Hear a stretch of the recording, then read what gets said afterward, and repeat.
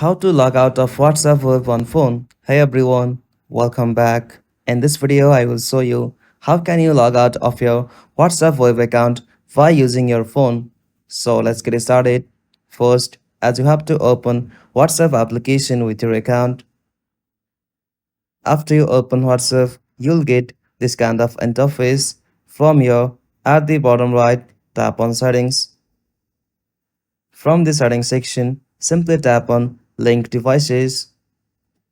From here, select your devices that is logged in through the WhatsApp web. Simply tap on that.